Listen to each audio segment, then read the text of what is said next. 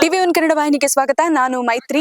ವೀಕ್ಷಕರೇ, ನಾಳೆ ನಡೀತಾ ಇರುವಂತಹ ಅಭಿನಂದನಾ ಕಾರ್ಯಕ್ರಮಕ್ಕೆ ಎಚ್.ಡಿ. ಕುಮಾರಸ್ವಾಮಿ ಅವರಿಗೆ ಈ ಒಂದು ಕಾರ್ಯಕ್ರಮದ ಪೂರ್ವ ತಯಾರಿ ಈಗಾಗಲೇ ನಡೀತಾ ಇದ್ದು, ಇದರ ಭೋಜನ ವ್ಯವಸ್ಥೆಯನ್ನ ಕೃಷ್ಣರಾಜನಗರದ ಸ್ಟೇಡಿಯಂ ಅಲ್ಲಿ ಆಯೋಜಿಸಲಾಗ್ತದೆ. ಇದರ ಪೂರ್ವ ಸಿದ್ಧತೆ ಎಲ್ಲ ಯಾವ ರೀತಿ ನಡೀತಾ ಇದೆ ಅಂತ ಹೇಳ್ಬಿಟ್ಟು ಮಾಜಿ ಸಚಿವರಾಗಿದ್ದಂತಹ ಹಾಗೂ ಶಾಸಕರಾಗಿದ್ದಂತಹ ಸಾರಾ ಮಹೇಶ್ ಸರ್ ಅವರನ್ನ ಈಗ ಈ ಕ್ಷಣದಲ್ಲಿ ಮಾತಾಡ್ಸೋಣ ಬನ್ನಿ.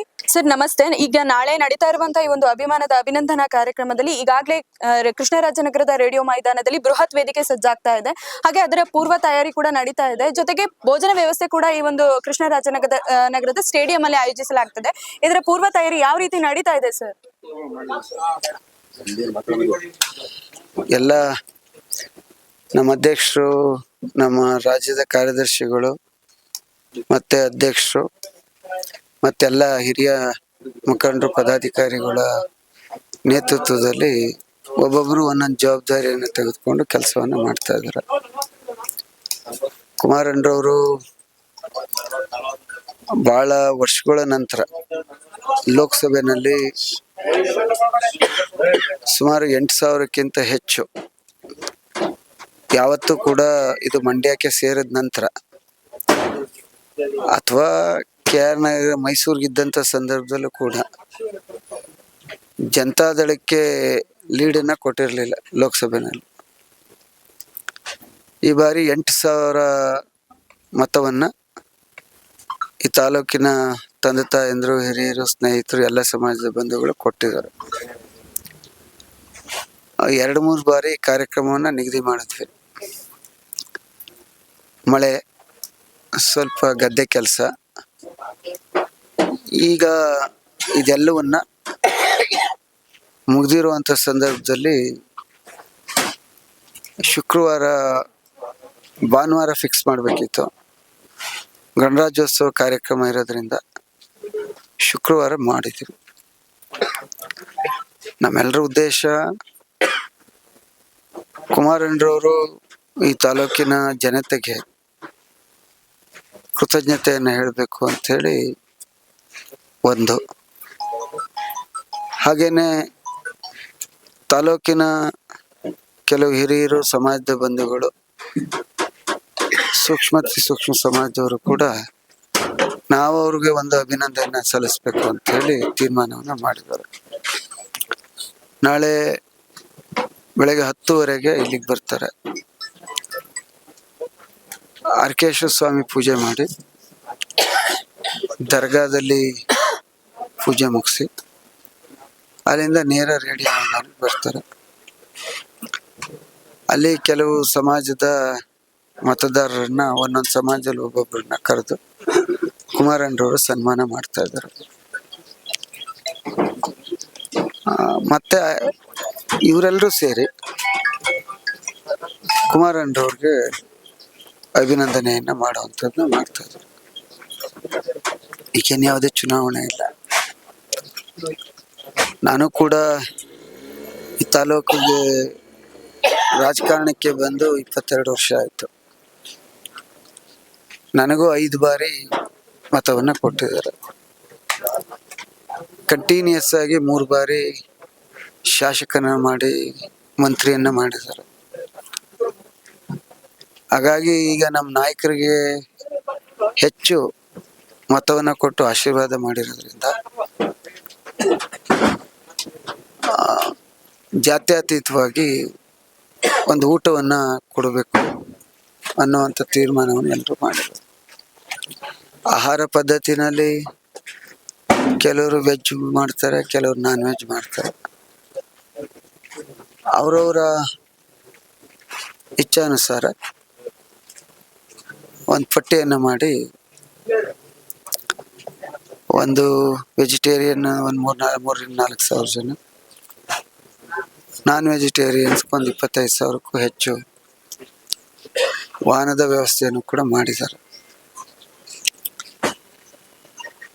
ಕುಮಾರಣ್ಣರವರು ರಾಜ್ಯದಲ್ಲಿ 2 ಸಾರಿ ಮುಖ್ಯಮಂತ್ರಿಯಾಗಿ, ದೇವೇಗೌಡರು ಸಾಹೇಬರು ಪ್ರಧಾನಮಂತ್ರಿಯಾಗಿ, ಅವರು ಪ್ರಧಾನಮಂತ್ರಿ ಆಗಿದ್ದಂಥ ಸಂದರ್ಭದಲ್ಲಿ KR ನಗರಕ್ಕೆ ಟ್ರೈನಲ್ಲಿ ಬಂದು ಈ ರೈಲ್ವೆ ಸ್ಟೇಷನ್ನ ಮೇಲುಗಡೆ ಶಿಫ್ಟ್ ಮಾಡಿಕೊಟ್ರು. ಈಗ ಅವ್ರ ಸುಪುತ್ರರು ಕೇಂದ್ರದ ಮಂತ್ರಿಯಾಗಿ ಏನು 22 ಎಕರೆ ಜಾಗ ಉಳಿದಿತ್ತು ಅದನ್ನ ಒಂದು RPF ಸೆಂಟರ್ ಮಾಡಬೇಕು ಅಂತ ಹೇಳಿ ಮನವಿಯನ್ನ ಮಾಡಿದ್ರು. ಈಗ ಖುದ್ದಾಗಿ ಅವರೇ ಜೊತೆಯಲ್ಲಿ ರೈಲ್ವೆ ಸಚಿವರ ಜೊತೆ ಕರ್ಕೊಂಡೋಗಿ ಡೆಲ್ಲಿನಲ್ಲಿ ಮಾತನಾಡಿ ಈಗ ಮೋಸ್ಟ್ಲಿ ಅದು ಬಜೆಟಲ್ಲಿ ಎಲ್ಲ ಮಂಜೂರಾತಿ ಹಂತದಲ್ಲಿದೆ. ಬಜೆಟ್ನಲ್ಲಿ ಅಪ್ರೂವಲ್ಲು ತಗೋತಾರೆ. ಇಷ್ಟೆಲ್ಲ ಒಳ್ಳೆ ಕೆಲಸ ಮಾಡ್ತಾ ಇರ್ತಕ್ಕಂಥವ್ರಿಗೆ ಹಿಂದೆ ಭಾಳಷ್ಟು ಈ ತಾಲೂಕಿಗೆ ಅವ್ರ ತಂದೆಯವರು ಕುಮಾರಣ್ಣರವ್ರ ಸಹೋದರ ರೇವಣ್ಣವರು ಮತ್ತು ಕುಮಾರಣ್ಣರವರು ಕಾಲೇಜು, ಪವರ್ ಸ್ಟೇಷನ್ಸು, ಮಾಡರ್ನೈಸೇಷನ್ನು ಮತ್ತು ಮುರಾರ್ಜಿ ಶಾಲೆಗಳು, ಲಿಫ್ಟ್ ಇರಿಗೇಷನ್ನು ಮತ್ತು ಹೊಳೆಯಿಂದ ಇರೋಂಥ ಎಲ್ಲ ಹಳ್ಳಿಗಳಿಗೆ ನೀರು, ಇದು ಎಲ್ಲ ರೀತಿಯ ಕೆಲಸ ಕಾರ್ಯಗಳನ್ನು ಮಾಡಿಕೊಟ್ಟಿದ್ದಾರೆ. ಹಾಗಾಗಿ ತಾಲೂಕಿನ ಜನತೆ ಅವರಿಗೆ ಈ ಒಂದು ಅಭಿನಂದನೆಯನ್ನು ಮಾಡಬೇಕು ಅಂತೇಳಿ ತೀರ್ಮಾನವನ್ನು ಮಾಡಿದ್ರು. ಸರ್, ಈ ಒಂದು ಕಾರ್ಯಕ್ರಮಕ್ಕೆ ನಾಳೆ ಯಾರೆಲ್ಲ ಗಣ್ಯರು ಭಾಗವಹಿಸ್ತಾ ಇದ್ದಾರೆ, ಯಾರೆಲ್ಲ ಉಪಸ್ಥಿತರು ಇರ್ತಾರೆ ಸರ್ ನಾಳೆ? ಕುಮಾರಣ್ಣರು ಬರ್ತಾ ಇದ್ದಾರೆ, ವಿಜೇಂದ್ರ ಅವ್ರಿಗೆ ಮನವಿ ಮಾಡಿದ್ದೀವಿ.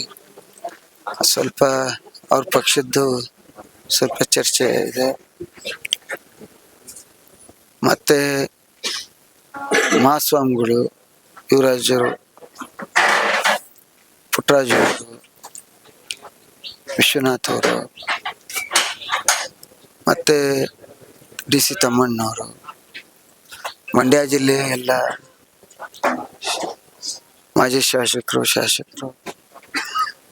ಮೈಸೂರು ಜಿಲ್ಲೆಯ ಹಾಲಿ ಶಾಸಕರು, ಮಾಜಿ ಸಚಿವರುಗಳು, GT ದೇವೇಗೌಡರಿಗೂ ಬೆಳಗ್ಗೆನೂ ಮಾತಾಡಿದ್ದೀನಿ.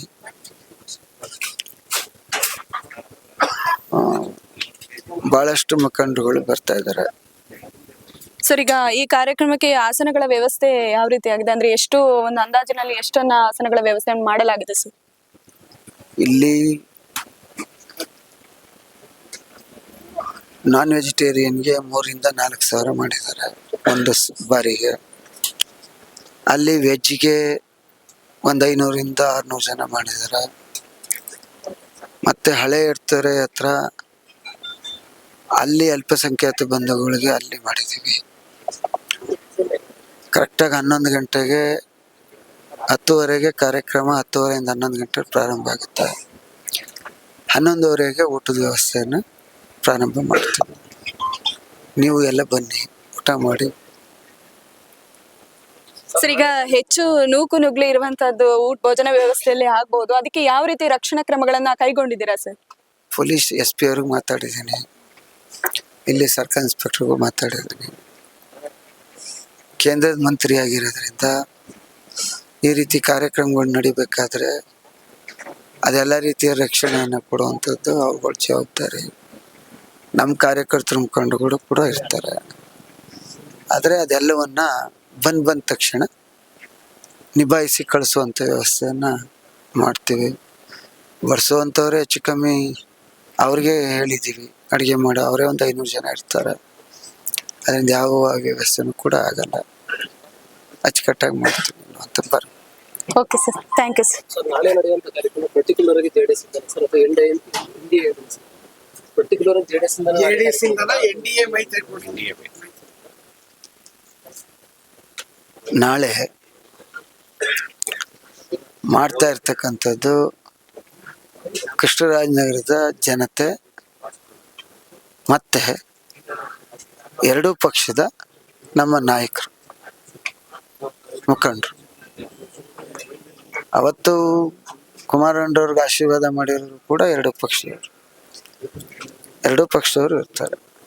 ಎರಡೂ ಪಕ್ಷದ ಮುಖಂಡರು ಕೂಡ ಈ ಕಾರ್ಯಕ್ರಮದಲ್ಲಿ ಭಾಗವಹಿಸ್ತಾರೆ. ಮತದಾರರು ಜಾತ್ಯತೀತವಾಗಿ ಬರ್ತಾರೆ.